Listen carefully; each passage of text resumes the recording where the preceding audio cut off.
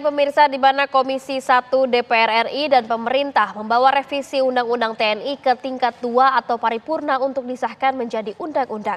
Kesepakatan itu diambil setelah seluruh fraksi menyampaikan pandangannya dan menyatakan persetujuan mereka. Selamat sore Bapak Ibu, kami dari Koalisi Reformasi Sektor Keamanan, pemerhati di bidang pertahanan, kami menuntut agar proses pembahasan revisi Undang-Undang TNI dihentikan karena tidak sesuai dengan proses legislasi. Ini diadakan tertutup Bapak Ibu. Assalamualaikum warahmatullahi wabarakatuh. Saya Dwi Reski Nuratika dengan NIM 50700123037. Dari video sebelumnya, yaitu proses negosiasi revisi Undang-Undang TNI yang memperlihatkan bagaimana proses pembentukan kebijakan publik di Indonesia yang berlangsung melalui proses tarik-menarik kepentingan yang kuat antara pemerintah, parlemen, militer, dan masyarakat sipil. Revisi ini didorong dengan alasan kebutuhan adaptasi terhadap ancaman modern seperti terorisme, keamanan siber, dan penanganan krisis non-militer.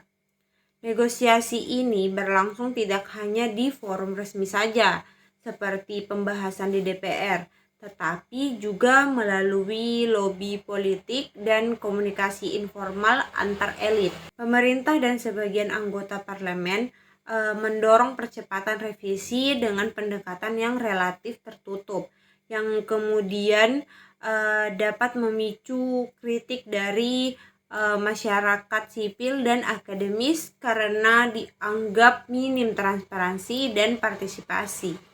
Jika dilihat dari sisi keberhasilan, negosiasi ini dapat dikatakan berhasil secara prosedural ketika pemerintah dan DPR ini mampu melanjutkan pembahasan dan mendorong revisi sesuai agenda yang mereka buat.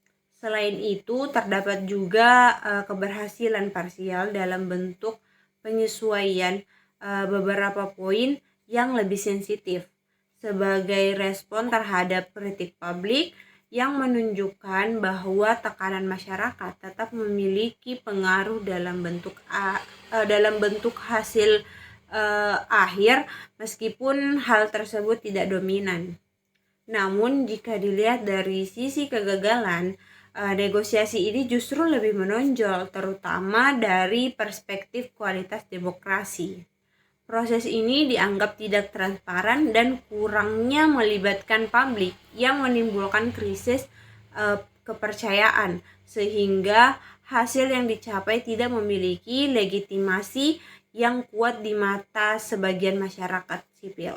Pada kasus negosiasi pada video, strategi yang mereka gunakan ini cenderung bersifat campuran, tetapi lebih dominan mengarah pada strategi win-loss karena pemerintah dan DPR menggunakan posisi kekuasaan untuk mendorong hasil yang mereka inginkan, sementara masyarakat sipil berusaha menahan atau mengubah arah kebijakan melalui tekanan publik. Mungkin itu saja dari saya. Wassalamualaikum warahmatullahi wabarakatuh.